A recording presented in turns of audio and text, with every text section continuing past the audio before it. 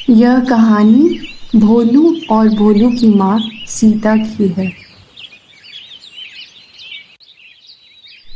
सीता गांव छोड़कर शहर आई और इस सोच में थी कि कैसे वो अपने बेटे को पढ़ा लिखा कर एक बड़ा आदमी बना पाएगी और कैसे हर दिन का गुजारा हो पाएगा।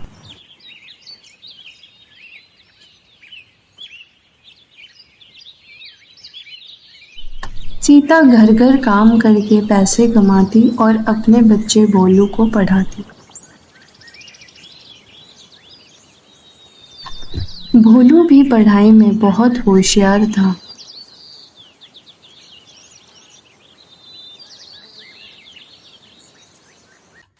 देखते ही देखते अब भोलू बड़ा हो गया और उसकी पढ़ाई भी समाप्त हो चुकी थी। कांग्रेस भोलू। Thank you. भोलू को अब एक अच्छी कंपनी में नौकरी भी मिल गई थी। सीता अपने बेटे भोलू की तरक्की को देखकर बहुत खुश थी। उसकी सफलता से उसे बहुत गर्व महसूस होता था।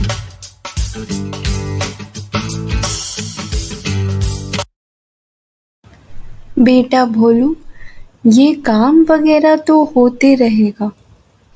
अब तू बस मेरे लिए एक सुंदर सी बहू ले आ।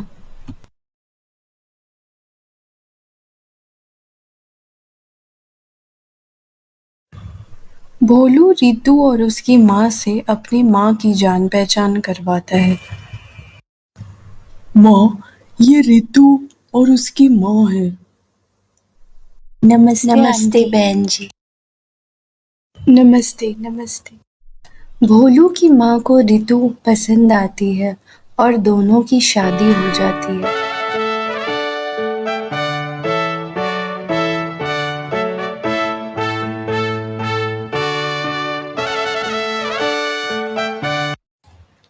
भोलू की माँ अपनी बहू के पास आकर कहती हैं, बहू, आज तेरी पहली रसोई है। मम्मी जी, ये सब रसोई वसोई का काम मुझसे नहीं होगा। ना पापा ना, ये सब तो आपको देखना पड़ेगा। और यह कहकर रितु वहां से चली जाती है। माँ, मुझे जरूरी काम से 1 महीने के लिए लंदन जाना होगा। माँ, तुम अपना ध्यान रखना और रितु का भी ख्याल रखना। रितु, मैं जरूरी काम से बाहर जा रहा हूँ। 1 महीने के बाद ही वापस आ पाऊंगा। तुम्हें मेरी माँ और अपना ध्यान रखना होगा। हाँ हाँ ठीक है, बस मैं ही तो रह गई हूँ सारा काम करने के लिए, और तो किसी को करना नहीं है। आप चले मुझे अकेले छोड़कर। रितु, मैं तुमसे क्या कह रहा हूँ और तुम मुझसे क्या कह रही हो? तुम्हें समझ नहीं आ रहा? माँ का ध्यान रखना। ये नखरे तुम मुझे मत दिखाओ। और यह कहकर भोलू वहां से चला जाता है। वो तो मैं बताऊंगी कैसे नखरे दिखाते हैं। आए बड़े। भोलू के लंदन चले जाने के बाद रितु सारा काम अपनी सासू माँ से करवाती थी और सीता बिना कुछ कहे सारा काम करती थी।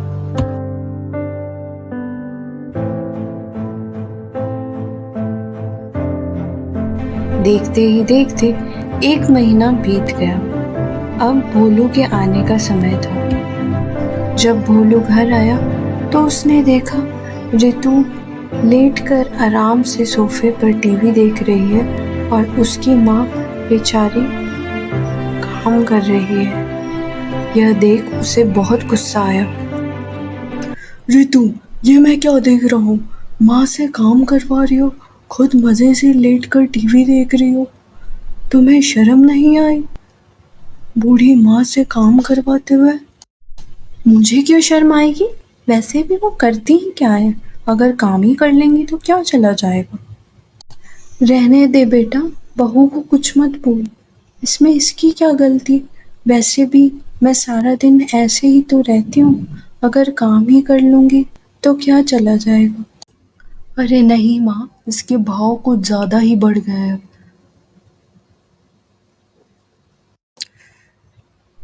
रितु, तुम जानती हो अच्छे से माँ की तबीयत खराब रहती है, इसके बावजूद तुमने उनसे सारा काम करवाया। मुझे तुमसे ये उम्मीद नहीं थी रितु। भोलू के ऐसा कहने पर रितु को बहुत बुरा लगा, वह रोने लग गई। उसके बाद उसने निश्चय कर लिया कि उसे बदला लेना है। उधर सीता बेचारी यह सोचकर परेशान थी कि आज भोलू ने रितु को कुछ ज्यादा ही कह दिया। अगले दिन सुबह, माँ जी ये खाना मैंने बनाया है।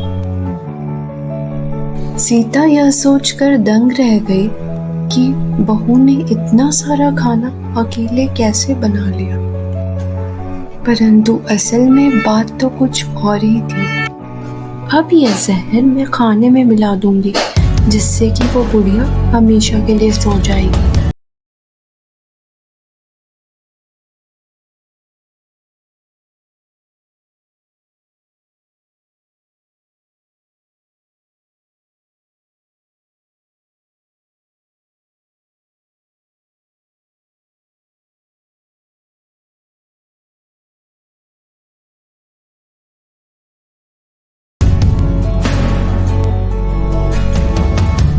पर जिस थाली के खाने में रितु ने जहर मिलाया होता है, वह खाना उसका पति यानी कि भोलू खाने लगता है। यह खाना मत खाओ। क्यों?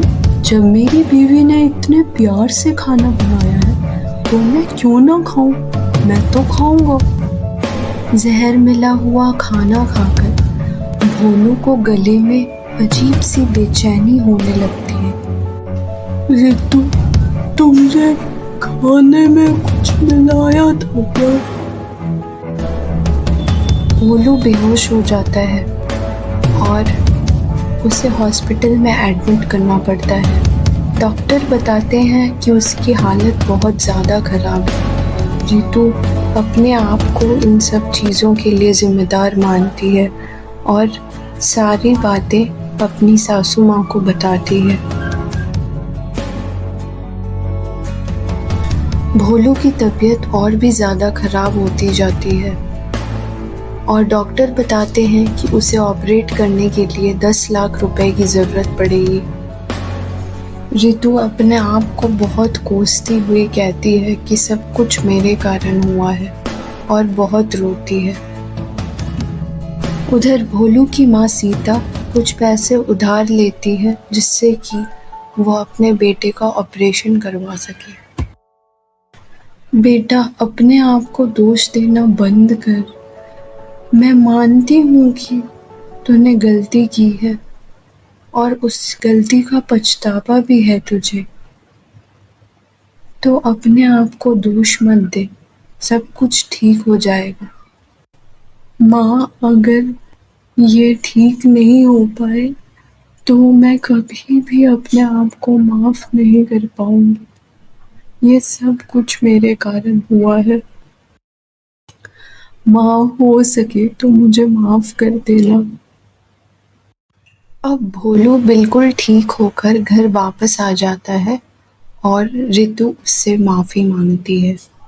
मुझे माफ कर दीजिए, मैं बहुत ही बुरी हूँ। मेरे कारण ही सब कुछ हुआ है।